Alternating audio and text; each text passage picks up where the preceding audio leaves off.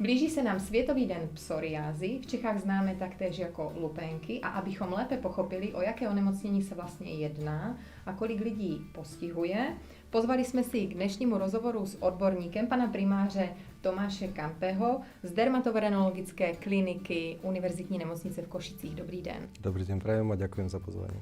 Pane doktore, co to vlastně ta lupenka neboli slovenský psoriáza je? Psoriáza je dneska v súčasnosti považované za veľmi komplexnú imunologickú poruchu, ktorá sa vyskytne u pacientov, ktorí majú tzv. Genetickú predispozíciu. Tá genetická predispozícia samotná nestačí na to, aby došlo k provokácii typických kožných zmien a nie je to choroba dedičná. To znamená, neznamená automaticky, že je postihnutý rodič. Takéto ochorenie sa vyskytne aj u jeho detí. Je na Slovensku a v České republice hodně pacientů, které tato nemoc postihuje? Musíme priznať, že viac menej odhadujeme tie počty, pretože nemáme jednak pacientský register. Údaje od platiteľov poistenia nie sú takisto 100% a nie všetci pacienti vždy vyhľadajú pomoc lekára. Je dôležité povedať, že tá závažnosť ochorenia je individuálna. Máme formy choroby, ktoré sú ľahké, ktoré si povedzme pacient vie kontrolovať nejakými opatreniami aj sám. No a potom sú tie ochorenia, ktoré tvoria zhruba tých 20% tých pacientov. To sú tie závažné formy, ktoré vyžadujú aj celkovú liečbu. Tie čísla sú odhadované. Odhadujeme, že na Slovensku máme asi 100 000. V Čechách pravdepodobne dvojnásobný počet pacientov a zhruba 20% z nich tvoria tie ťažké formy. Psoriáza, lupenka, má své příznaky a má taky své projevy. Jaké to nejčastěji jsou? Tie kožné prejavy ochorenia sú pomerne typické. Povedzme, že pacient pri tých prvých výrážkach, prvých flakoch nie vždy musí správne odhadnúť diagnózu a veľmi často si hľadá niekde na internete nejaké zdroje, o aké ochorenie by sa mohlo jednať. Už aj v tomto vychádzame pacientom v ústrety povedzme pomocou rôznych webových stránok, kde sú typické prejavy ochorenia odfotené. Ak má pacient červené flaky so šupovaním, ktoré sa väčšinou ako prvé objavia v tzv. Predilekčnej lokalizácii. Sú to teda miesta typického výskytu. Psoriázy mal by navštíviť odborníka, aby mu takúto diagnózu buď potvrdil alebo vyvrátil, pretože tá podobnosť povedzme s niektorými inými kožnými problémami je veľmi vysoká. A treba ale zároveň povedať, že koža je jeden orgán. To znamená, ten výsev prvých fľakov alebo ten priebeh postihnutia môže v podstate postihnúť celý kožný povrch. Vy jste tady zmínil, že vlastně jsou pro lupenku typická nějaká místa, kde se vlastně prvotně objevují. Jaká to jsou? Čeho by si měl pacient všímat? Treba každému, kto počúva, objasniť to, že existuje niekoľko rôznych foriem psoriázy. Ak sa bavíme o psoriáze, väčšinou sa myslí tým tzv. Ložisková psoriáza. To sú tie typické obrázky tých zašupených červených flakov. Máme aj zriedkavejšie formy tohto ochorenia. Sú to kvapková psoriáza, pustulózna psoriáza. Každé z nich môže mať opäť ľahké formy alebo ťažké. Pri tej ložiskovej forme psoriázy tie najčastejšie postihnutá miesta sú lakte, kolena, dríková oblasť, veľmi často vlasová pokožka, nechty. Mě ve vaší odpovědi zaujalo to lehčí a těžší forma té psoriázy. Proč to tak vlastně je? Proč má někdo takovou a někdo takovou? Je to o zanedbání nebo o čem? V akej závažnosti bude ochorenie u pacienta prebiehať, je nepredvídateľné. Môžeme mať mladého človeka, ktorý má niekoľko týždňov, niekoľko ložísk a vôbec netušíme, ako bude vyzerať o 6 mesiacov alebo o rok. A to delenie na ľahkú a stredne ťažkú formu a ťažkú je dôležité aj z hľadiska prístupu k liečbe. Vyžadujú to dokonca placovia tejto terapie, to znamená zdravotné poisťovne, a na základe určitých takých medzinárodných konsenzov sa rozhodlo, že to postihnutie tela, ktoré sa dá rátať podobne ako popáleniny, počtom dlaní do tých 10% kožného povrchu sa považuje za ľahkú formu. To, čo je nad 10%, už považujeme za formu stredne ťažkú až ťažkú. Tieto dve odlíšenia sú veľmi dôležité, pretože vyžadujú potom rozdielny prístup k liečbe toho pacienta. Jaké má dnešní možnosti člověk, který se ocitne v situaci, že má diagnostikovanou psoriázu? Tie liečebné možnosti sa, chvála Bohu, pre pacientov menia. Skutočne je asi taká najvhodnejšia doba môcť povedať, mám psoriázu, pretože to, čo vieme pacientovi poskytnúť v súčasnosti pred 20 rokmi nebolo dostupné. Veľmi dôležité je povedať to, že tá liečba musí byť individualizovaná. Neexistujú postupy, ktoré sú všeobecne platné pre všetkých pacientov.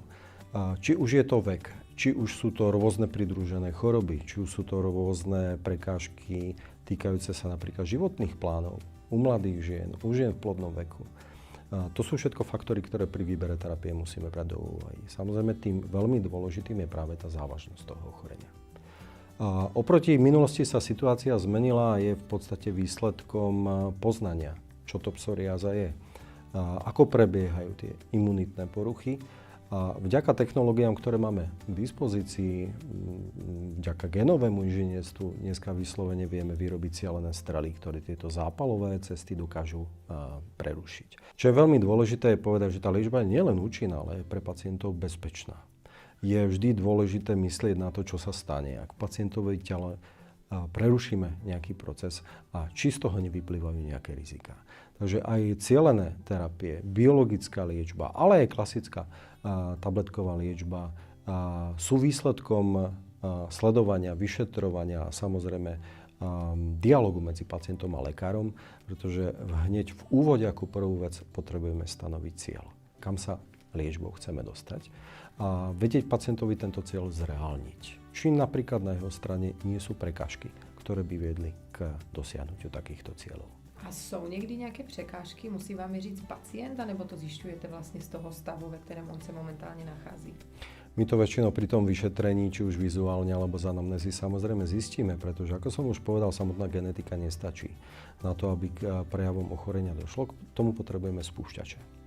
Tie spúšťače sú rôzne. Sú to často infekcie, sú to často lieky, ale aj zlozvyky, ktoré sú veľmi rozšírené, fajčenie a potom veci, ktoré možno pacient nedáva do súvisu s tým, ako závažné ochorenie má. Tým je napríklad obezita. Takže v tom prípade môžete niekdy pacientovi poradiť i to, aby zhubol? Povedal by som, že je to nevyhnutné a je to veľmi ťažko riešiteľný problém, ktorý bohužiaľ doteraz nie je riešiteľný žiadnou tabletkou. Je množstvo štúdií a empíria z našich ambulancií hovorí o tom, že pacienti, ktorí majú napríklad nadváhu a nedodržiavajú tie zásady zdravej, racionálnej životosprávy, u nich ten priebeh ochorenia je oveľa závažnejší. Tá psoriáza sa nevylieči, ale jej závažnosť môže redukciou hmotnosti alebo odvykaním od fajčenia výrazne poklesnúť a to už potom vyžaduje úplne iný a povedzme menej pre pacienta zaťažujúci liečebný postup. Vy už ste tady dvakrát zmínil ty vysnívané cíl. Každý je má nastavené asi jinak, ale takto z praxe se vás zeptám, že jaký má vlastně vysnívaný cíl pacient s lupenkou, s psoriázou. Já bych teda sama za sebe řekla, že je to mít konečně čistou kůži a vést plnohodnotný život, ale možná, že se mýlim. Jaké sú vícemenej u tých pacientov tí vysnívané cíle? Vôbec sa nemýlite, pretože veľké prieskumy na veľkých súboroch pacientov s kožným postihnutím psoriázou potvrdzujú, že tie želania ich sú možno pre ľudí, ktorí netrpia týmto ochorením, snáď ani nepredstaviteľné. A sú to hlavne prieskumy u pacientov, ktorí síce sú liečení, ale možno tá liečba nie je adekvátna. To znamená, to vyčistenie alebo vyhojenie tej pokožky u nich sa nedosiahlo. A títo ľudia snívajú o bežných veciach. Môcť si zaplávať, môcť si oblieť čierny odev, ako máte vy, na ktorom by neboli vidieť šupiny. Môcť niekomu podať ruku, môcť niekomu ukázať ruku. Tráviť čas so svojimi vnúčatami alebo mať intimný pomer, ktorý odkladajú, pretože majú postihnuté napríklad oblasti genitálu. To sú tie želania, ktoré my sa snažíme pacientom napomôcť účinnou liečbou dosiahnuť. A daří sa vám to? Musím povedať, že vďaka inovatívnym liekom áno. Je veľmi povzbudzujúce a aj pre nás ako lekárov je to také naplnenie vidieť na pacientovi, ktorý možno pred pár mesiacmi vošiel do tej ambulancie skrútený, v depresívnom stave, depresívne ladený a zrazu uvode so širokým úsmevom, pretože zažíva niečo, čo doteraz povedzme 15-20 rokov vôbec nezažil. A možno si myslel, že to ani nie je možné. Je veľmi dôležité samozrejme rozumným, adekvátnym spôsobom pacientovi vysvetliť, ak má ťažký zápal kože, že to nie je problém iba tej kože. Tá koža je súčasťou toho organizmu a tie zápalové prejavy, ktoré vidíme zvonku, sa odohrávajú vo vnútri. Opäť sú to údaje, ktoré máme z dlhodobých štúdií na veľkých počtoch pacientov, Zistilo sa totiž to, že títo pacienti, ktorí majú ťažké formy psoriázy, majú vyšší výskyt vysokého tlaku. Skôr dostanú infarkt myokardu. Majú choroby, ktoré spadajú pod tzv. Metabolický syndrom. To sú ochorenia, ktoré v bežnej populácii zomiera najviac Čechov aj Slovákov, ale psoriáza to dokáže ešte urýchliť. To znamená, je to systémový dopad neliečeného ochorenia. Takže to je ďalší dôvod, prečo máme liečiť psoriázu.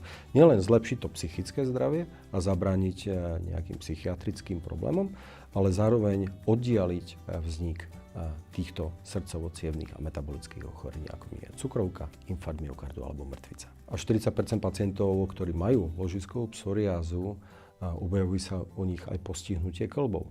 Ale sú aj iné formy postupnosti, že pacient má najprv postihnutie kĺbov a až neskôr sa objavia ložiská, ktoré potom diagnostikujeme ako psoriáza. Vzhľadom na to vysoké riziko je veľmi dôležité pacientov edukovať. Ak aj v súčasnosti, v tomto čase, nemá pacient žiadne kĺbové ťažkosti, ak by sa objavili niekedy v budúcnosti, aby na to svojho lekára okamžite upozornil. Tam už potrebujeme spolupracovať s ďalším špecialistom a tým je reumatolog, ktorý musí tú diagnózu potvrdiť alebo vyvrátiť.